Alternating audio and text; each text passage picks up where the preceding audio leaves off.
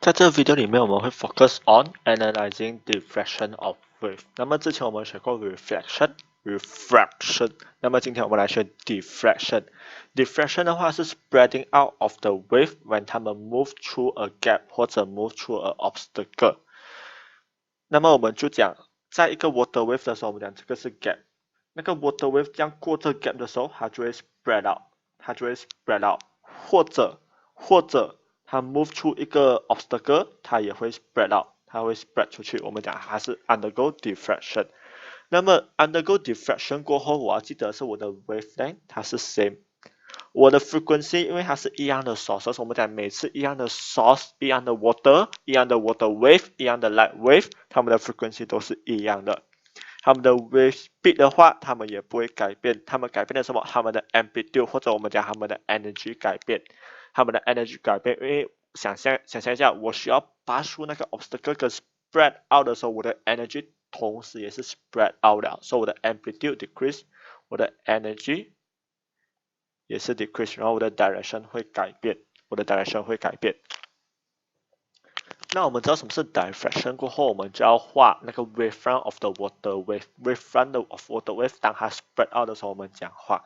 好，我们先看last lead 先 ，last lead 就是大的 obstacle 这边有大的洞给你。我们讲当我们的 lambda of the water wave 小过这个 distance 这个我们讲它是 a， 小过 a 的时候，它的 effect of diffraction is not obvious。那么假如它大过或者等于 a 的时候，它的 effect of the diffraction 是 obvious 的。那么什么是 obvious， 什么是不 obvious 的话，就是说 obvious 就代表我 diffract 的越多。假如我的洞越小，我要拔出这个洞的时候，我要更加 spread out， 我要更加挤过去，所以我们讲它是 diffract 的比较 obvious 的。那么它洞比较大，我比较容易拔出，所以我的 diffraction 比较少，我的 diffraction 比较少，我洞比较小，我要 diffract 比较多，所以我会 spread out 比较多。那么我们来看讲话，每次要画 wavefront 的时候，我先画 direction of propagation。direction of propagation 是这个 direction of propagation， 它过了这个 slit 的时候，它过了这个洞过后，它会 spread out 一点点，它会 spread out 一点点，然后我们就要画这个 wavefront， 记得前面的 lambda 等于后面的 lambda， 所以我的 lambda 是在这一边，这个大小等于这一边的大小。Sorry， 这个歪了，因为我们的 lambda 一定要一样。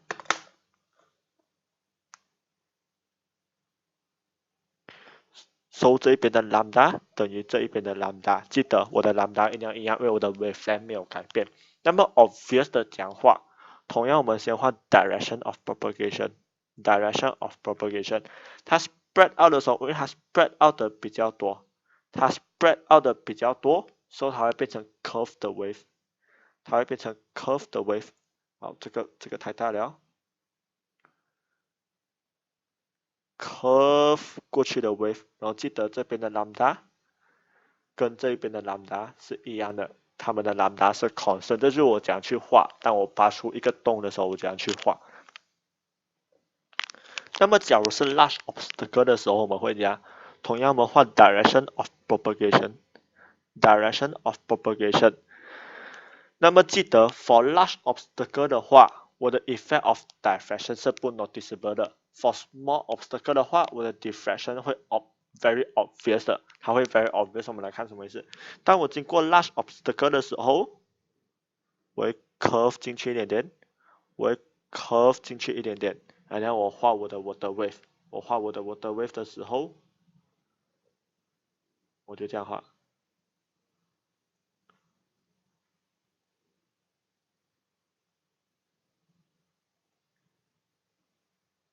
他们就会越来越靠近。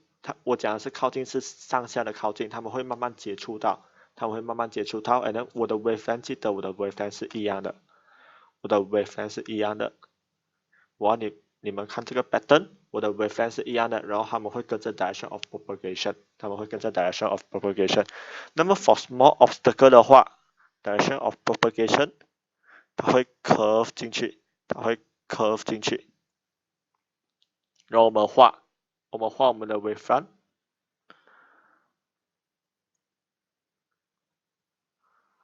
我们画我们的 wavefront。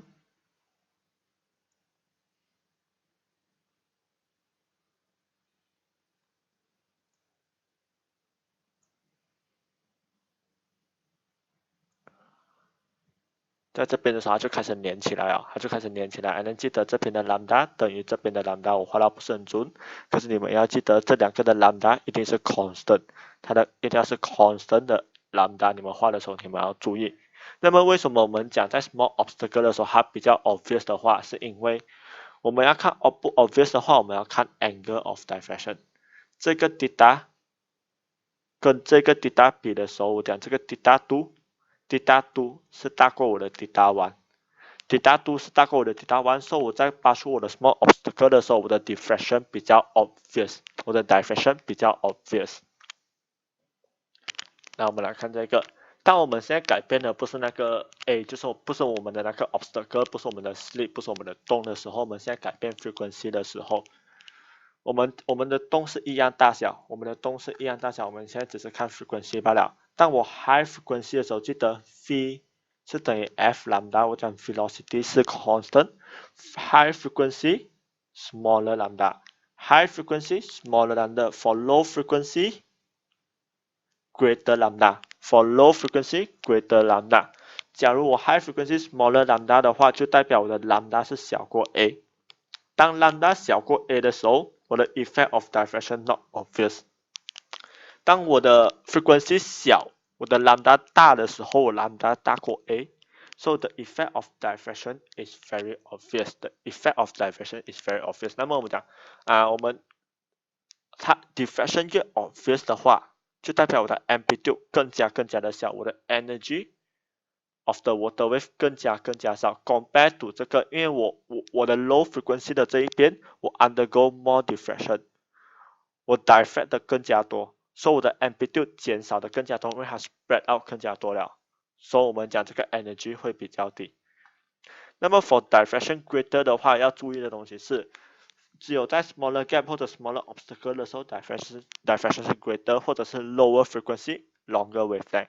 然后它会有的东西是它的 spreading of wave 是比较 greater， 还有它的 angle of deviation 也是比较 greater 的。